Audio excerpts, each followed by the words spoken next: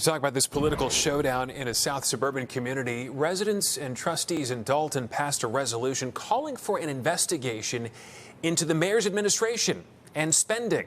But the mayor vetoed that resolution. NBC5's Christian Farr has a reaction from Dalton and a look at what happens next.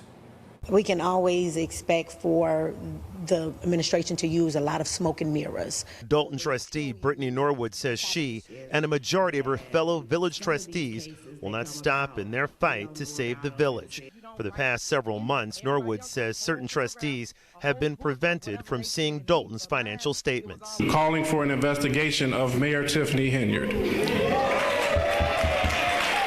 Which is why last month those trustees passed that resolution during a special meeting where Dolton Mayor Tiffany Henyard was not in attendance. We feel that it's extremely important to have the authorities come in and force this administration to provide us with the information needed so that we can provide it to the residents regarding how the money is being spent. I must let the public know that the actions of the board are illegal. Yesterday, during a regular scheduled board meeting, Mayor Henyard vetoed that resolution, and before doing it, listed all the good things her administration has done for the residents of Dalton. We help pay your light bill, gas bill, water bill. We even help you bury loved ones. We even did a mortgage and rental assistance, which was really, really dope. But when they still had access to Dalton's financial statements, trustee Norwood says the village was $7 million in debt and suspects that that number has grown since then. Trustee Norwood says some vendors have been coming to them to figure out how to get paid.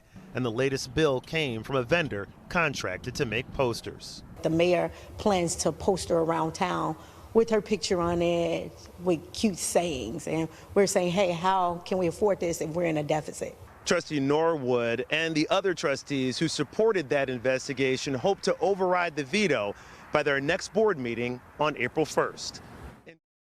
The misuse of funds is among the many allegations discussed in South suburban Dalton today. Residents got a chance to tell village trustees what their concerns are, including a multi-million-dollar deficit and multiple lawsuits the village is facing.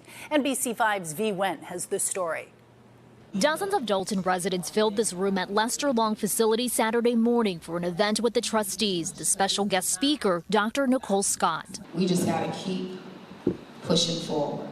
She's the founder of American Association of Single Parents and says she's been running into problems with the village over plans to renovate her property downtown and to expand their food pantry, Free Indeed Market. Last year alone, we served over 20,000 individuals, and we need to expand, and they will not allow us to do that. Since last July, she's been trying to get approval for permits and licensing from the village with no movement, she says, and now believes Mayor Tiffany Henyard and her administration may have special interest in her property. I think their goal and hope is to take the property from us, to get it through eminent domain. NBC5 reached out to the village of Dalton asking about Scott's specific case. The village administrator telling us in a statement, quote, "We are deeply disturbed by Dr. Nicole Scott's false allegations. She has not fulfilled the requirements in order to secure permits by the village of Dalton under the village code." He goes on to cite property tax issues and says the property has also failed multiple inspections. What they're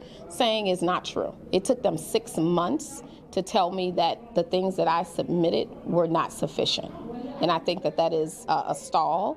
That is them trying to, wait me out. This comes amid allegations from residents and trustees over Henyard's misuse of public funds, lavish spending, and mispayments to vendors. Several trustees telling NBC5 the village faces a growing $7 million deficit and multiple lawsuits. Some residents voiced their frustrations and concerns over the current administration. Guys, we need to take the heart and put it back in Dalton. Not only is it not entertaining, it is an injustice to the people here of Dalton. We need to take our village back. Meanwhile, Dr. Nicole Scott says she is trying to raise money to hire an attorney to take her fight against the village to court.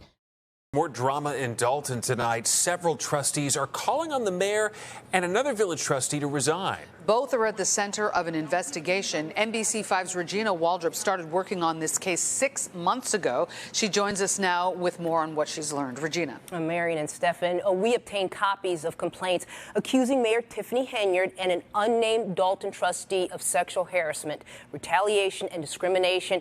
And the Department of Human Rights tells us it is investigating. At the center of it all, a trip they all took last year to Las Vegas and a sexual encounter one woman says was not consensual. There are 6 elected trustees on the Dalton Village Board. Some of them joined Mayor Tiffany Henyard last May on an economic development trip to Las Vegas.